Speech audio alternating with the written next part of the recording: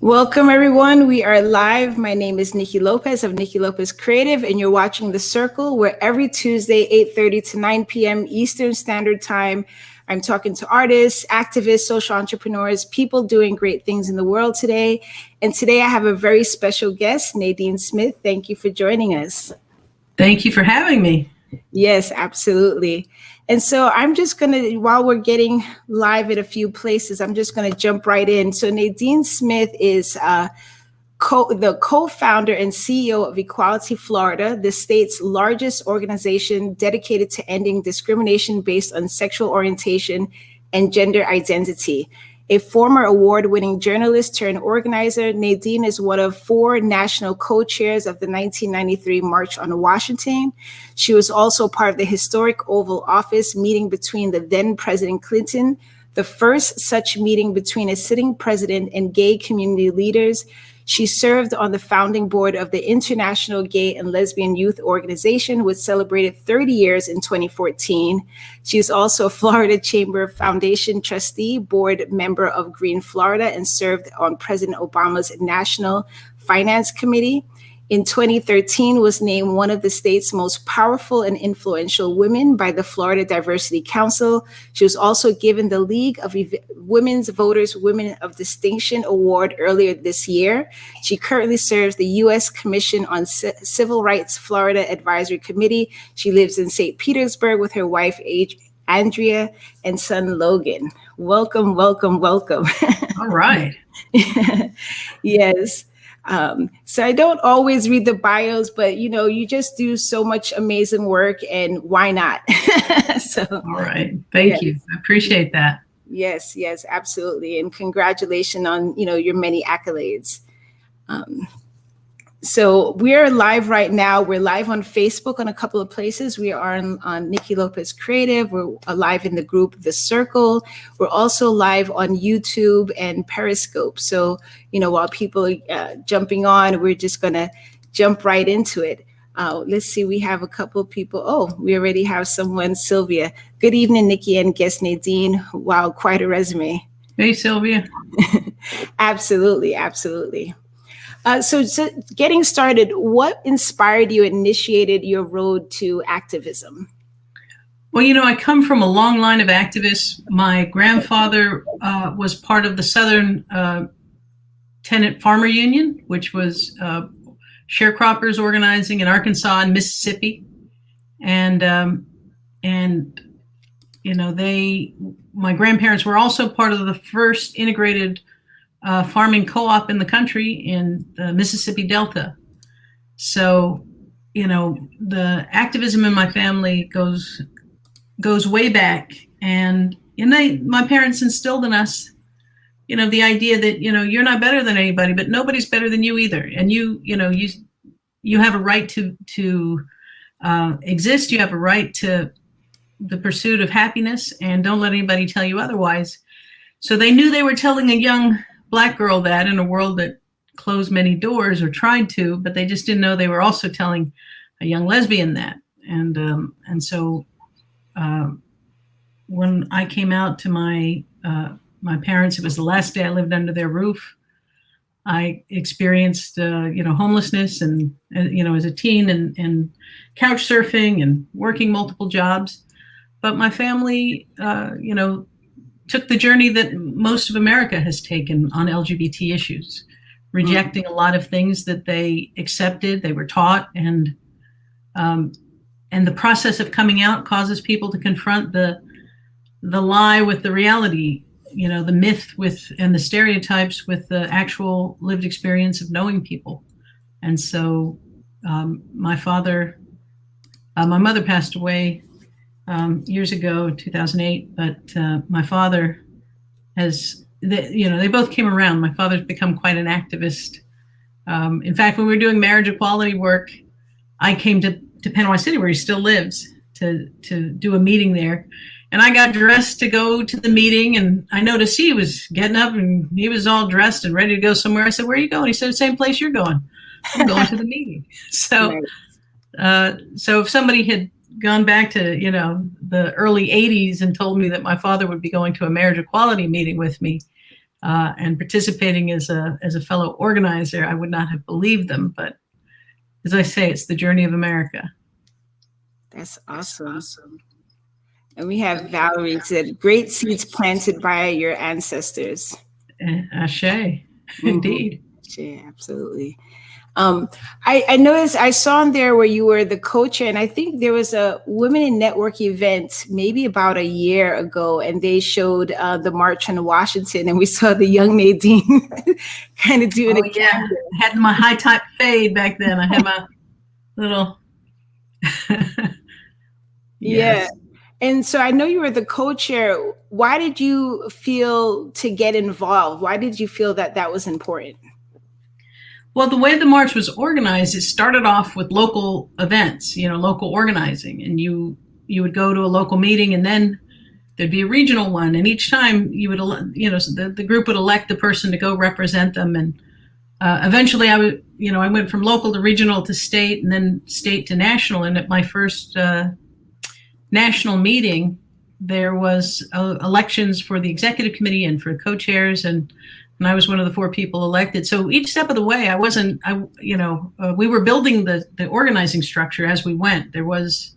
So I didn't have an ambition to be co-chair. It just happened to be by the time we'd gotten there, I and others, had a vision of how we wanted to do this, the racial equity we wanted to build into it, the voices of younger activists, which I was back then.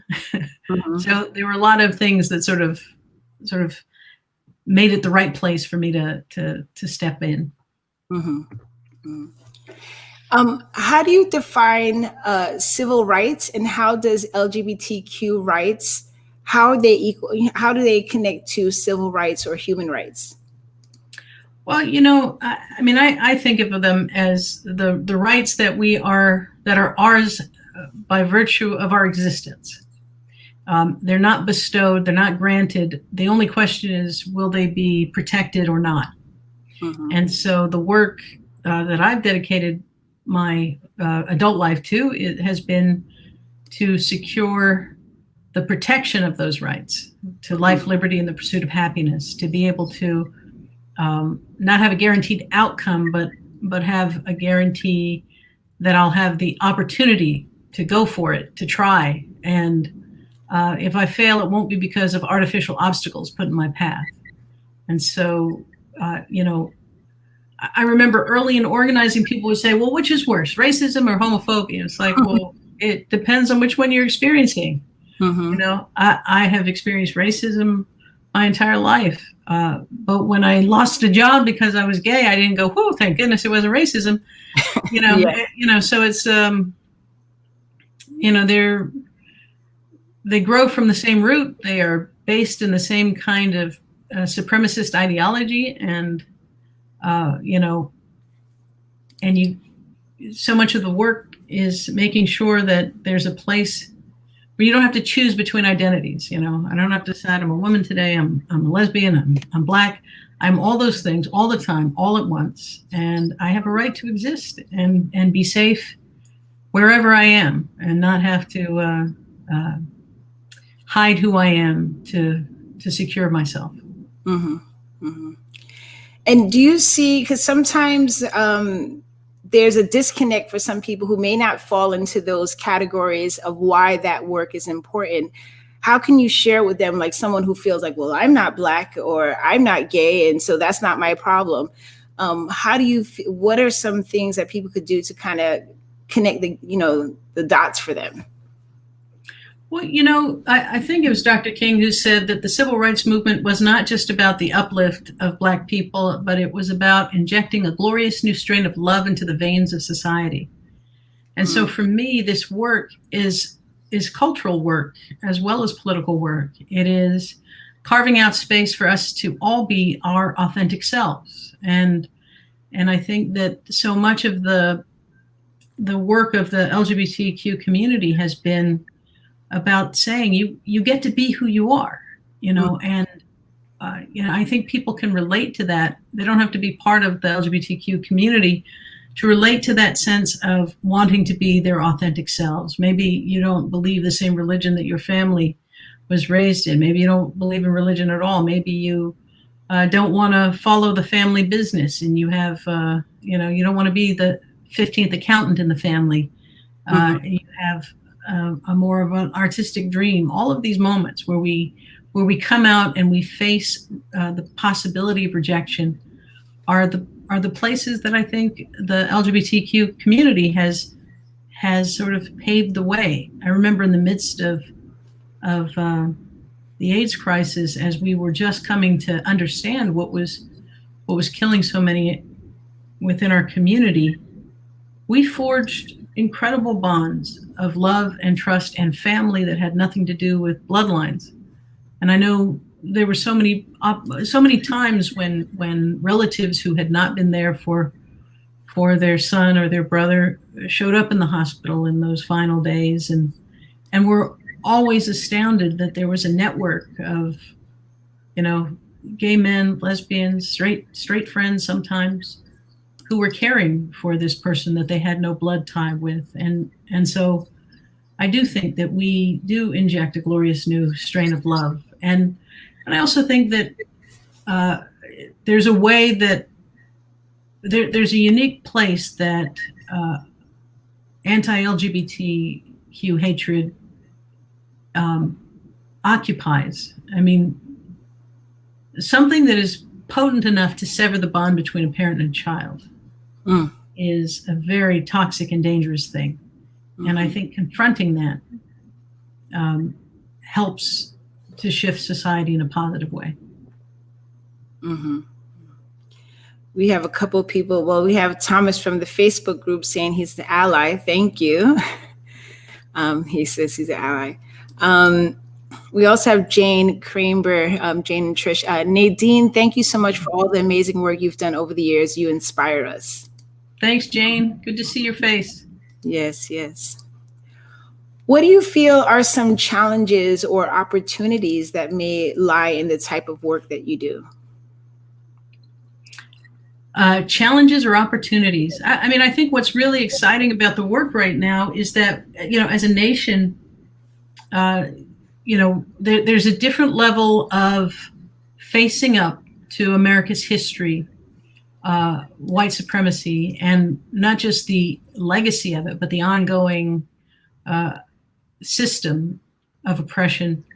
And, so as a country, I feel like we are what feels like extraordinary division is because there are people willing now to hear and tell the truth, and people who are afraid of owning up to that truth. And so it is, in a sense, a battle for the soul of America, the actual America, the flawed America, that if we can confront it, we can repair it. And if we continue to deceive ourselves, it will continue to fester into a place that is not stable, that is unsustainable. So I think that, right now the folks who are willing to tell the truth about America are asserting and shaping the conversation now more than those who want to fall back on a big lie.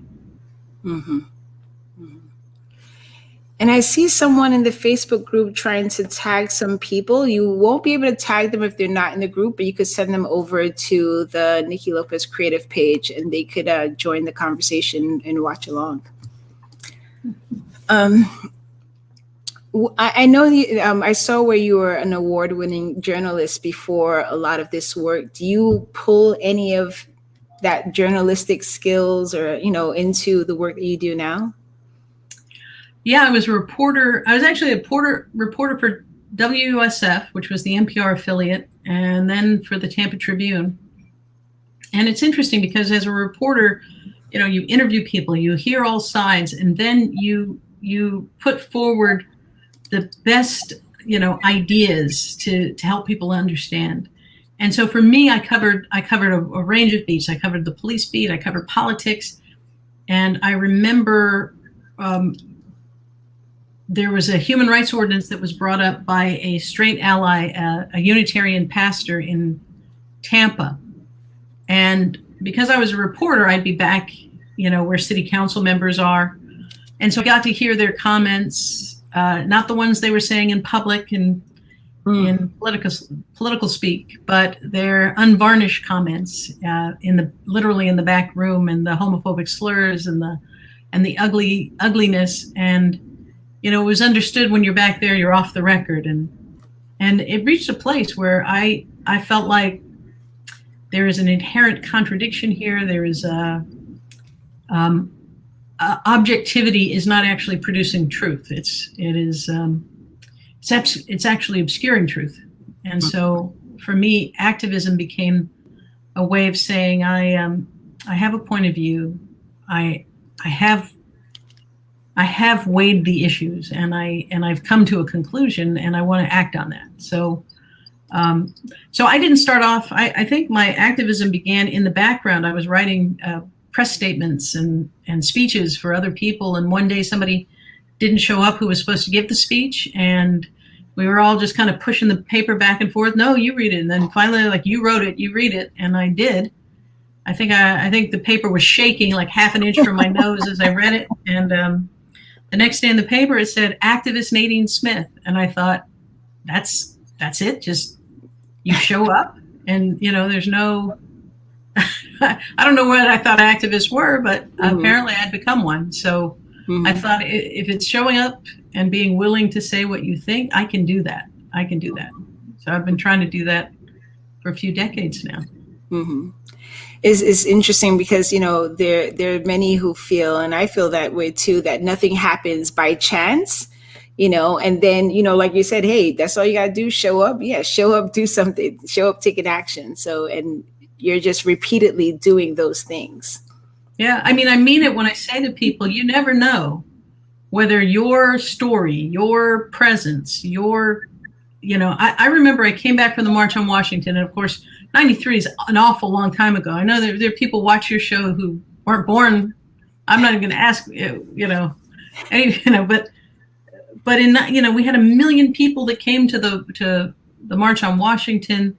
It was just as the internet, like AOL, was just coming out, and to organize that many people pre-internet was pretty amazing. So I came back to Florida, and I was asked to be in Pride events and do different things. And I reached a point of such overwhelm. And I was at the Tampa Pride event, and I said, is there just a room I can be away from all of the noise just to get my head together?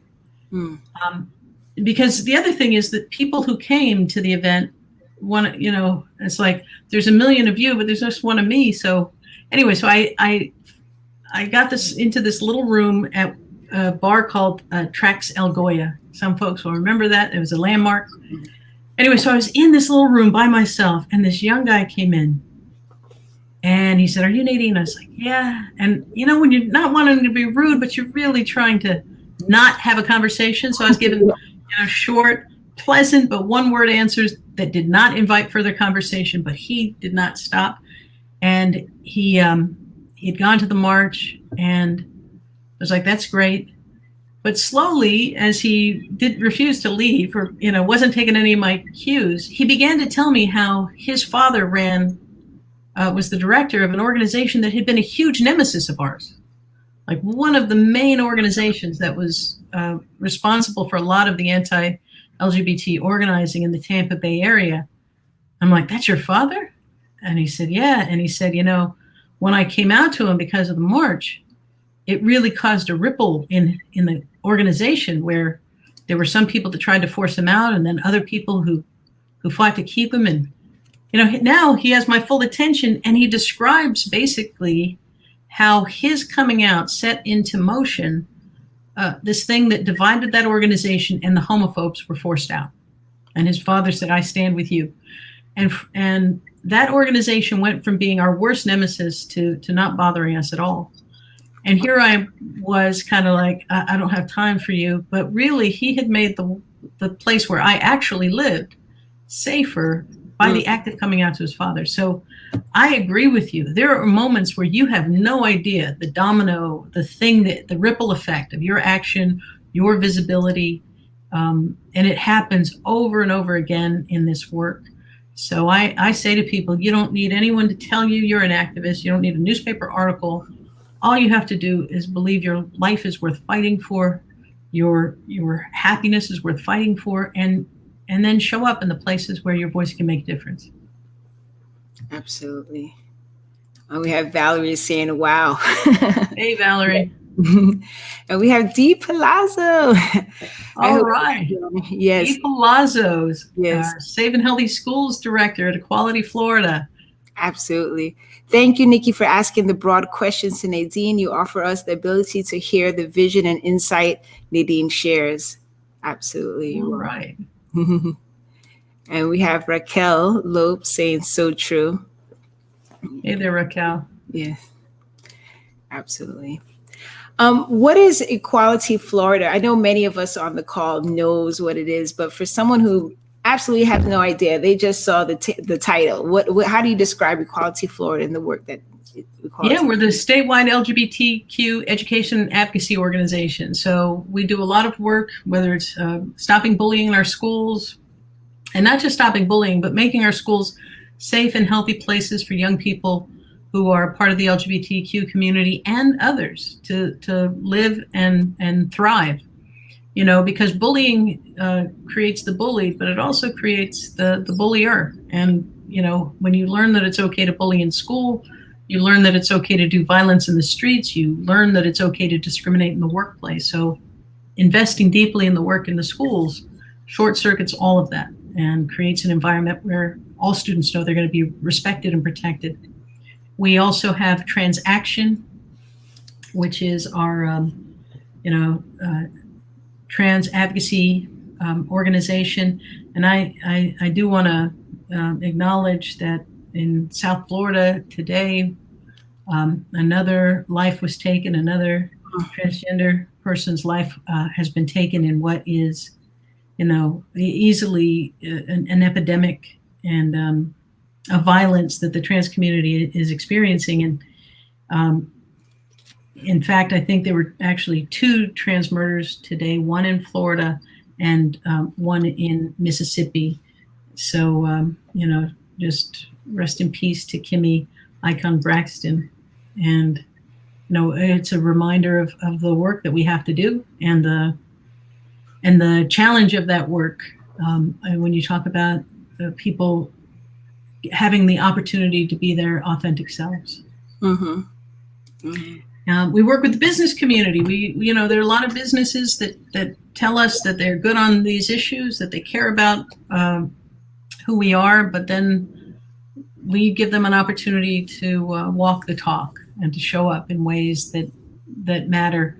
One of the most important things we've been working on has been ending discrimination in employment, housing, and public accommodations.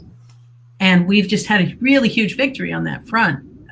Just so everybody knows, everyone who watches this, everyone watching now, anyone who watches later knows that anywhere in the state of Florida, if you experience discrimination because of your sexual orientation or because of your gender identity, you are now protected under the state Civil Rights Act in housing, employment, and public accommodations. You have the right to seek justice, and the Florida Commission on Human Relations, which is the agency tasked with enforcing Florida's Civil Rights Act, has now stated publicly that they will abide by the Supreme Court ruling back in June in the Bostock versus Clayton case, which basically concluded that sex discrimination includes sexual orientation and gender identity.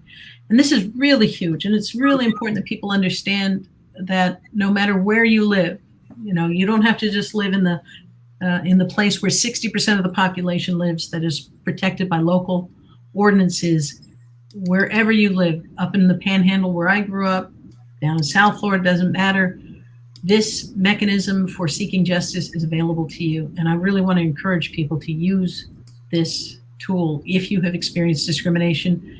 And by all means, reach out to Equality Florida if you're having any challenges. You can go to our website, eqfl.org. We have a discrimination reporting form that can help us even get some of the national legal groups connected if you have the kind of case that they're willing to help with. So please do, assert those rights in the places if you experience discrimination at all.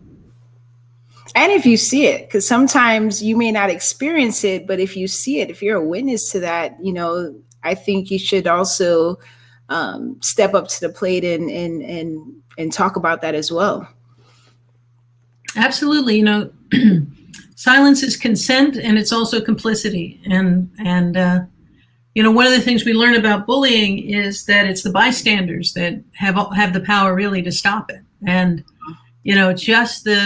just stepping in, because when you're a silent bystander to things, the perpetrator assumes your silence is because you're on their side. Mm-hmm. That you even, not only are you on their side, but your silence is sort of your way of cheering them on. And so the ability to say, hey, man, knock it off. That's not okay. Mm-hmm. To demonstrate your displeasure, that you're not going along with it, psychologically goes a long way to interrupt that, And you see it all the time in schools where somebody's being picked on and one person will say, hey, knock it off, leave them alone. Mm-hmm. And the person will be like, hey, don't be so, hey, I was just kidding around. But they'll stop because they got the message that their social set is not supporting that behavior. The same is true in workplaces. The same is true in public. And at a time when, the rise of Donald Trump has emboldened people to be outrageous, to be confrontational, to bully in broad daylight, it's even more important that we not be bystanders, that we not just sort of quietly think that's terrible, that we actually align ourselves with the person who's being targeted, that we interrupt that process and not let the bully think that they are somehow speaking for us. Mm-hmm. Now my son is being homeschooled, but when he was go to school, I'd ask him, are you being bullied? No. Is someone bullying you? No. Did you see somebody being bullied? So it's just like, it's not even, if you're there, I want you to say something always and keep saying something until somebody pays you some attention. So that's definitely something that you have to, that's a big point. I think, Sylvia was saying that's a great, it should be nationwide about the discriminatory. Yeah, well, and arguably it is really the Bostock decision really made clear that sex discrimination is discrimination based on sexual orientation and gender identity. And really what the Florida Commission on Human Relations did earlier or late last month was say, without, they clarified, as only a handful of states have done so far, I think 9, have clarified that they will abide by that ruling. And so these are the rights that we ought to assert anywhere in the country, and certainly here in Florida, the door to the Florida Commission on Human Relations is open. Mm-hmm. I guess Valerie, she was adding to that point. Great point, Nikki. Even if you see it, that's so true, Nadine. Silent bystanders hinder justice being served. Indeed. Absolutely. Yeah. And Valerie, so grateful for you both. Amazing work, and thank you for your courage and strength. Valerie, if I'm having a down day, I'm just going to have to hit you up on Facebook for some encouragement, because she's serving it. Thank you. I personally know Valerie. I don't even want to say how many years, because I might out my age and I don't identify with my age. But she is definitely one of those people that's just like the wind beneath your wing, the smiles, the encouragement. And so, yes. It's definitely appreciated. You and I were talking before the show about, being parents and the struggle of COVID in the parenting in the midst of COVID, and, just the stress. I think it's so important that we do lean on each other. The executive director of the National Center for Lesbian Rights, Imani, she texted me out of the blue this morning, just a little note of encouragement. And it came just at a moment where I was just I was going through it. And I said, you must have felt the disturbance in the force. But I think those little moments they matter so much, because, no matter what we're posting on Facebook or what else we're doing, we're all going through it, and we're supposed to look out for each other. So Absolutely. And I've been seeing some memes where they say, and I relate to that, like check in on your strong people, because a lot of times, the strong person, they're strong a lot of times not by choice, but by circumstances, by what they had to go through. And we have to check in and be even more mindful with each other. So just because someone's not posting they're in a bad mood on Facebook, you still have to say, hey, what's going on? Are you good? Because there's a lot of people who are under a lot of stress and anxiety. And especially when an individual is not familiar with stress, anxiety, trauma, PTSD, they don't even know it. They just figure, they're just going through it and don't know that they're going through those things because they're not familiar with that. So yeah, no, I've had, it matters a lot, and I really appreciate it, because I think that I think we have an epidemic. We have multiple epidemics. We have COVID. We have the epidemic of racism, but we also have an epidemic of loneliness and COVID. And I mean loneliness, not just people alone, but disconnected. And I think so much of what we're seeing in America right now is related to that disconnection. I think QAnon, these bizarre conspiracy theories, these the guy apologizing to Anderson Cooper, I'm sorry, I thought that you ate babies. I mean, you just go, how did you, as an adult capable of functioning in the day-to-day world, ever find yourself falling down a rabbit hole where that is a possible thought to enter your mind? But I think that it, in the same way that gangs can create the only sense of connection and family and neighbor, just these bonds that people are hungry for, this conspiracy theories also forge that bond of being an insider, of being part of the set. You're in there, you are known, and you are respected, and it may be the only place that you get respect. And so I do think that the level of isolation, it's like social media leaves us more exposed to each other and less connected to each other. We know a lot, we see a lot, but we don't really, there are people I know that their cat died. I know they're going through these other things, but I don't really know what's going on. And I just think that what we are seeing, you combine all of these epidemics, COVID, racism, and isolation, and it is a dangerous brew of and we saw it, we've seen it throughout the Trump years, but it didn't start with him. It doesn't end with him. But we saw it on January 6th at the Capitol, where, somebody runs a pool company, somebody runs a paint store, where seemingly, everyday Americans, overwhelmingly white, overwhelmingly, fearful of a multiracial America, could be drawn together under such an obvious lie. And it's just a very, that part of what's going on in America,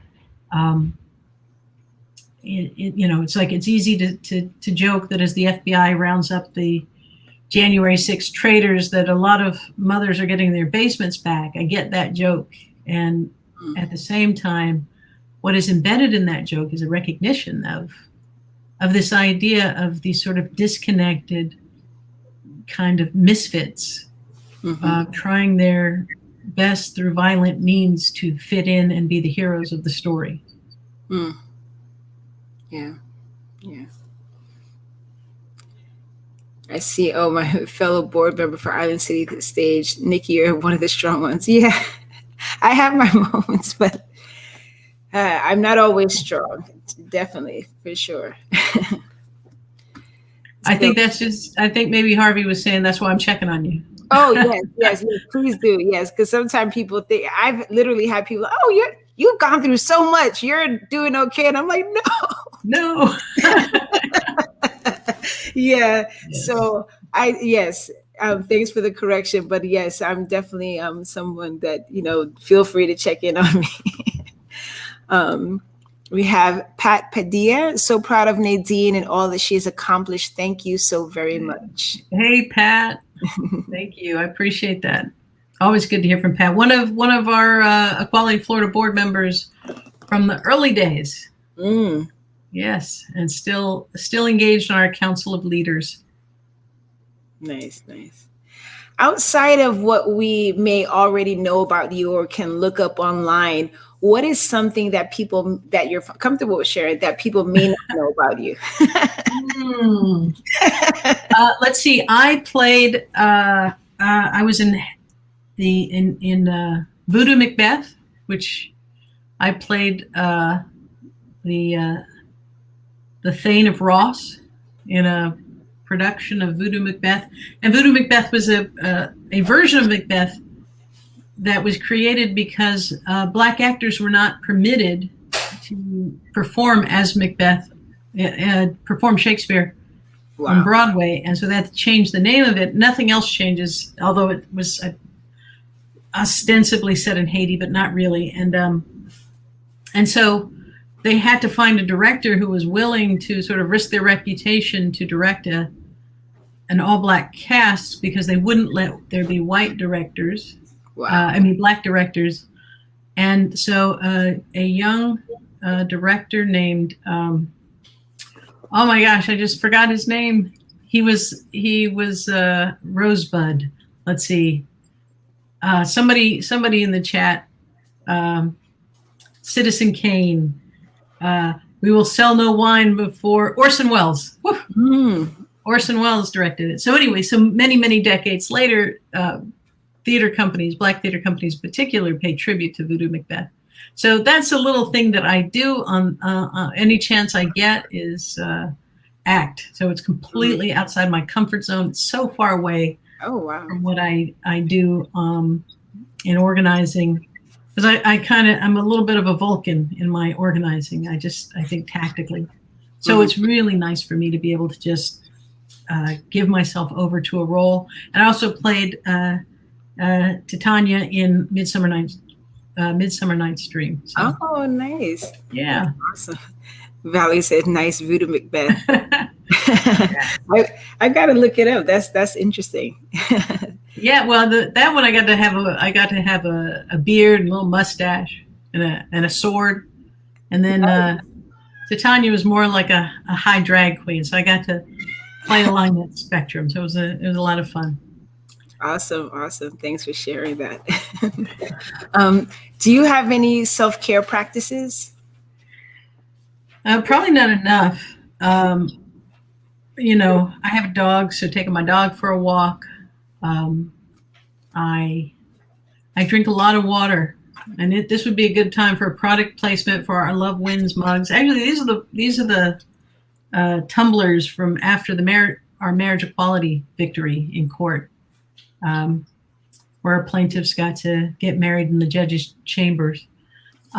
Just hydrate, try to sleep, exercise a little bit, and just try to not let it get to you. Doing this work, we tend to see, if you're doing advocacy work, you tend to see people going through it, people in crisis, people who have experienced, just some really terrible things, and finding a way to be empathetic and to be present for it, but not to carry it, because it will, for me, I have to have a way of letting it move through me, not hang on to me. But mostly, I think I try to stay focused on what got me here to begin with. I have said before that I want to be the adult I wish I had been in my life when I was a kid, and so it's deeply satisfying to me now that in where I grew up in Bay County, Florida, there are GSAs, there's training for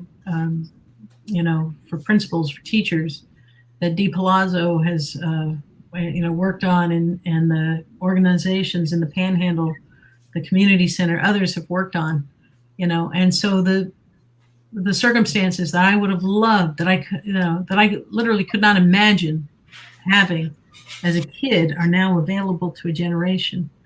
So that keeps me fired up, and I don't burn out, because anger is not the only thing that motivates my my activism. It's I think we're supposed to look out for each other. I think love is the most powerful force there is, that exists, and that and when you tap into it, it will strengthen and renew you. So I don't feel burnt out.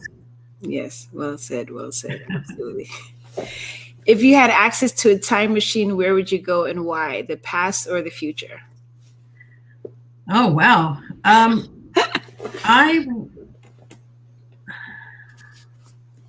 Honestly, I wouldn't use it. I wouldn't use it. I think that we are, we're made for the time we're in, and I wouldn't wish myself into those past circumstances, nor would I wish anybody into these circumstances. So, if I went backwards, I'd mess things up. I'd get in the way of something that was supposed to happen, and going into the future might either dispirit me or give me the message that I can just relax as it all gets handled, and end up not doing my job in the relay race. So I want to carry the baton the full distance for my time, and I'm content with that. So it would just sit in my garage. I hear that. That's an interesting answer. But yeah, I totally get that. Absolutely. Yeah. How can people support Equality Florida or get involved with Equality Florida and find out what's going on? Yeah, well, we definitely need you. The legislative session is about to start. I shared the good news that the civil rights laws in the state of Florida apply to you, to all of us, and that there's a path if you experience discrimination through the Florida Commission on Human Relations. That's the great news. The tougher news is that every legislative session we see bills that are aimed at put a target on our back, to score political points. We see this year in and year out, and particularly ones that are aimed at the trans community. So we really, we need you. We need you to help with lobbying. Tonight we had, I think, 62 volunteers who have been doing Zoom meetings with legislators to talk about the bills we want them to pass and the ones we want them to stop. And bill filing isn't over, so we don't even know exactly what's coming our way in terms of bills that could do us harm. So we have an incredible field organization. I get phone calls from people who've been through the training just to tell me how good the training was. So I will tell you that if you participate in lobby days, virtually or in person, you're going to feel really good about yourself. It is an exercise in self-love. It is an opportunity to connect with people who care about things that matter to you as well. And if you go to our website, equalityflorida.org or eqfl.org, you can volunteer. You can sign up to be a part of our lobby days. But there's things that happen all year round, local organizing, statewide organizing, national organizing that we're a part of. And, honestly, what I love about the work I do is the quality of people that I get to spend time around, because these are people with big hearts, and they're thinkers and they're doers, and the best people I know I get to work shoulder to shoulder with. So I invite you to be part of that. And again, eqfl.org, just sign up and we will connect you with what's going on. Awesome. Thank you. And for those watching on Facebook, I had it on the ticker, but I did put the website and the Facebook and Instagram in the comment section. So you could just click on any of those links to get more information and connect with Nadine and all the work of Equality Florida. So did you go backwards or forwards in your time machine? Someone did stump me because, I love to ask that question. And then someone asked me that question. I think I would want to go to the past just to kind of check in with some things that I felt like, I was very close with my grandmother, and she's someone that I feel like that connection helped me through a really traumatic period of my life that I had to survive. And I think that longing for her, that connection to her, that, like even though I don't go to church, but I'll put up a Christmas tree with my son because it just reminds me of my grandmother. And so Right. I think going back to a time to spend a little more time with her, or going back to one of the memories that held me through those crisis moments, would be something that I'd want to experience again. She's no Yeah. longer with us, so I think that would be, but I like what you said, because like if you don't want to go back and change things, you don't want to like feel like, okay, I got, we're good 20 years from now, so I can relax. And and I think especially when you've gone through things, and a lot of times our go-to is like, I wish that never happened. But getting to a space where you realize that all of those things made you who you are right now, who I am, who I need to be, who I need to be for the world. And so I was just catching a glimpse of an interview with Oprah and Cicely Tyson, and how she said like all the negative things that happened, she actually thanked them for happening because it fueled her surviving. So with that type of concept, and just kind of getting to that awareness, I wouldn't want to go back to change anything, but I definitely would like to go back to kind of, relish in some moments, that are in my memory or faded out, or I remember the picture. Like I remember the picture, not the memory. So Right. yeah. No, that makes sense. And I do think that, it's not an accident that oftentimes LGBTQ people are, tops in our field. We're, best employees, best this, best that, because so much of our lives, we've often had to compartmentalize, and a sense of, if I can excel, that when this information about me, the secret is revealed, I might have banked enough points that I won't lose everything. And so, I'm not saying that we're better at everything. Research is saying that. But, I do think that there's a drive to sort of, if I can earn enough, if I can be enough, if I can excel enough, then, maybe my family won't reject me, or maybe my social set or whatever. And so I am glad that I've been through what I've been through. I am glad that I, experienced a kind of familial rejection that made me have to be resilient. Like for the March on Washington, I showed up in DC with no money, but confident that I was going to be okay, because I'd been through that experience of being broke and navigating, I traveled all over Europe with no money, and, got jobs along the way and slept outdoors, but I gained the confidence that, whatever life throws at me, I'll navigate it because I can. So I wouldn't trade any of that. If anything, I wish I had done it all sooner and faced my greatest fears earlier and got it over with. But Sure. But yeah, I like that I get to be me, and I don't much, it doesn't much matter to me whether everybody in the world likes me. I like me. I'm doing okay. Absolutely. We have Grecia from Femin Africa. Thank you both for being so inspiring. Thank you for being here. Thank you. I appreciate that. These are nice. Yes. This is nice. Niki, if I'd known this, I'd come on sooner. I know we've been trying to work on it. Right? Yeah. Talking to Ro, and I said it's Tuesday. She's like, okay, I got Nadine. She's available Thursday. I'm like, it's a Tuesday show. I know. Everything in due time, right? So exactly.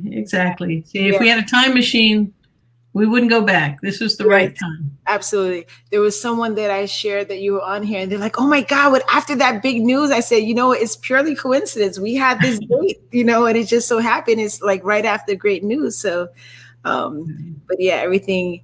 And just, being able to have faith in that and trust that things happen, and you can't rush it. And, so.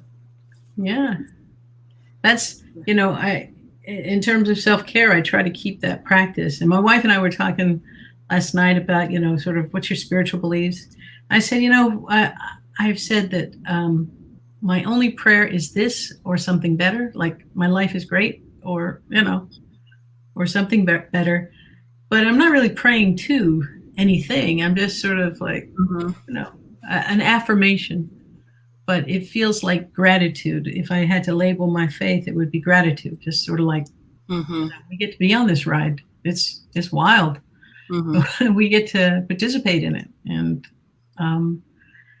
so I want to make sure that I'm brave enough to really enjoy it and seize opportunities to make a difference. So, absolutely. I have a friend. She always says, "What is it? Gratitude is the attitude for altitude." I can feel that. Yes. Yeah. I can't steal it. She says it too much, so I can't. So. But I like to hear that. So. Yeah. We have Kim J, who's a musician who's also been on the circle a while back. Thanks, Nadine, for all you do. Thank you, Niki, for your dedication and inspiring guests. Absolutely. Thank you for being here. Thank you, Kim. And Tabitha Mudra of the 1310 Bandits sending some hearts and rainbows. Thank you. Right. Can never have enough of those. So, any final thoughts, any final words? You know what? I would just say every one of us, every person listening, you have a circle of influence that nobody else can touch. No organization, no politician. And so you speaking up and speaking out in those spaces matters. I encourage you to do that. Use your voice. And if you want to find a place to amplify your voice and amplify your power to make change, then sign up to be part of equalityflorida.org and join us, whether it's for lobby days, whether it's for local organizing. Be a part of this team. We need you, and you will be arriving just in time. Absolutely. Absolutely. We have Valerie, always super inspiring. Absolutely. Thank you so much. So it was a pleasure to have you here, a pleasure to finally connect with you and spend a little time. And I didn't know you did some acting, so that's really cool to find out. Yeah. Well, next time I'll tell you about my secret rap battle life. We're out of time today, folks. Yes. Well, I would definitely look forward to having you on again. I just know I'm really grateful for this time for you to share and, get some more backstory and to be able to share that with, my audience, whoever else may come in contact with this. And I did see that on Twitter. I was going to ask you about it when we get to it. Yes. All right. Jane, looking forward to when we can get together again for galas. Yes. Indeed. I am missing those so much. I mean it when I say the best people I get to work with are, volunteers, our donors, our staff, our board, our council leaders, just amazing people. And I just miss hugging necks and hanging out over, nice hors d'oeuvres and just being with the whole crew all across the state. So I'm looking forward to that too, Jane. Yes, absolutely. I had the honor of being one of the featured artists at Equality Florida's Gala. Yes. And I just actually, maybe a couple months ago, I have some pictures. I did some live art. So it was really a great experience and, being able to give that piece to as a donation. So it was fun. Gala. That was wonderful. That was wonderful. In fact, one of the artists who similarly did a live art piece in Tampa got the commission to do a big art installation for the Super Bowl. Wow! But it's just wonderful that these the mix of art and culture and politics, they're all threads and they all weave together, and that's how change comes. You have to change the culture.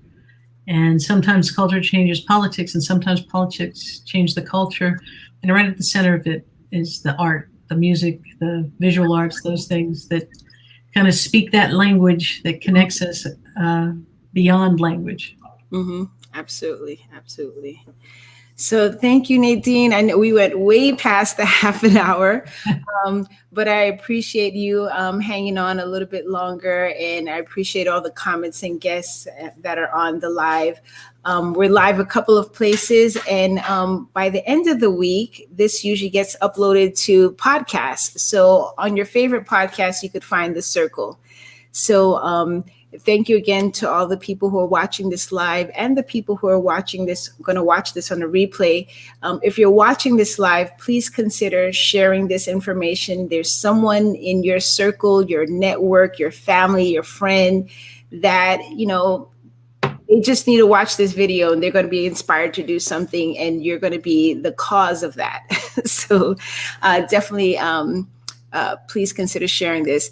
The Circle is brought to you by What's Your Elephant? It is a movement that uses the arts to create a safe space to talk about everything unspoken.